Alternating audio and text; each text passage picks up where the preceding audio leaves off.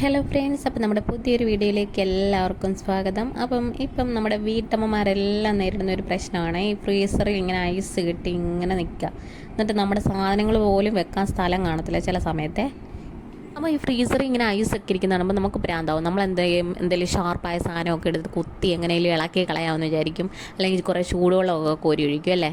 അപ്പോൾ ഇത് ഞാൻ നേരത്തെ ചെയ്തിട്ടുള്ളതാണ്. അപ്പോൾ ഇതിനൊക്കെ ഒരു അടിപൊളി ഐഡിയ ഞാൻ പറഞ്ഞുതരാം, ഇതിനകത്ത് ഈ ഐസ് ഫുള്ള് പോകാൻ വേണ്ടി. അപ്പോൾ ഇനി ആരും ഈ കത്തി ഒന്നും എടുത്ത് ഇങ്ങനെ കുത്തി ഇളക്കി ഒന്നും ട്രൈ ചെയ്യല്ലേ. സാധാരണ അങ്ങനെയൊക്കെ ചെയ്യുമ്പോൾ ആണെങ്കിൽ ചെറിയ കിഴുത്ത വീണിട്ട് ഇതിനകത്തെ വാതകം പുറത്തോട്ട് ലീക്കായിട്ട് അത് കുഞ്ഞുങ്ങൾക്കും നമ്മൾ ശ്വസിക്കുന്നവർക്കെല്ലാം ഭയങ്കര അപകടമാവുമേ. അപ്പോൾ ഇത് കുത്തിക്കളയോ 2 ദിവസം ഫ്രിഡ്ജ് ഓഫ് ചെയ്തിടണ്ടോ യാതൊരു ആവശ്യവുമില്ല. അപ്പോൾ അതിനുവേണ്ടി ഒരു അടിപൊളി ഐഡിയ ഞാനിപ്പോൾ നിങ്ങളായിട്ട് ഷെയർ ചെയ്യുന്നത്. ഞാനും ഇതുപോലെ ഫ്രിഡ്ജിൽ തന്നെ ഇതിനു വേണ്ടിയുള്ളൊരു ഓപ്ഷൻ ഉണ്ടെന്ന് അറിയാൻ വളരെ വൈകി ഗൈസ്. അപ്പോൾ എല്ലാവരും ഇതൊന്ന് ട്രൈ ചെയ്ത് നോക്കണം. അപ്പോൾ ഞാൻ പറയാം എങ്ങനെയാണെന്ന്. അപ്പോൾ അതിനായിട്ട് ഈ ഫ്രീസറിൻ്റെ സൈഡിൽ തന്നെ ഒരു ബട്ടൺ ഉണ്ട്. അതിൻ്റെ താഴെയായിട്ട് പ്രസ് ബട്ടൺ ഫോർ ഡീഫ്രോസ്റ്റ് എന്ന് ഓൾറെഡി എഴുതി വെച്ചിട്ടുണ്ട്. അപ്പോൾ ആ നടുക്കത്തെ ആ ചെറിയ ബട്ടൺ ഉണ്ടല്ലോ, അതേ പിടിച്ചൊരു പ്രസ് ചെയ്ത് കൊടുക്കുക. ഇങ്ങനെ ഒന്ന് പ്രസ് ചെയ്തിട്ടാൽ നമുക്ക് കുറച്ച് നേരത്തേക്ക് ഈ താഴെയുള്ള ഫ്രിഡ്ജിലെ സാധനങ്ങളെല്ലാം അതുകൊണ്ട് തന്നെ ഫ്രഷായി നിൽക്കുകയും ചെയ്യും. നമ്മുടെ ഫ്രീസറിലെ ഐസ് എല്ലാം ഉരുകുകയും ചെയ്യും.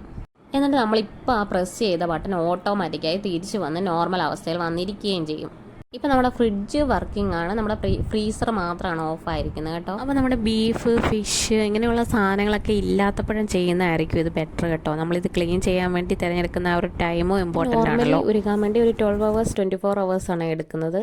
അപ്പോൾ ഇത്രയും സമയം എടുക്കാതെ തന്നെ നമുക്ക് പെട്ടെന്ന് ഉരുകാൻ വേണ്ടി ഒരു അടിപൊളി ഐഡിയ കൂടി ഞാൻ പറഞ്ഞുതരാവേ. പിന്നെ ഇതിൻ്റെ താഴെ വെക്കുന്ന സാധനങ്ങളൊക്കെ വെള്ളം ഒലിച്ച് വീഴാതെ എടുത്ത് മാറ്റേണ്ടതാണ്. മീൻസ് ലിക്വിഡായിട്ടുള്ള പാല് അങ്ങനെയൊക്കെയുള്ള സാധനങ്ങൾ നമ്മൾ വെച്ചിട്ടുണ്ടെങ്കിൽ എടുത്തൊന്ന് മാറ്റി വെക്കേണ്ടതാണ്. അപ്പോൾ ഇതൊക്കെ ചെയ്തതിന് ശേഷം നമുക്ക് പെട്ടെന്ന് തന്നെ ഇതൊന്ന് അൺപ്ലഗ് ചെയ്യുക.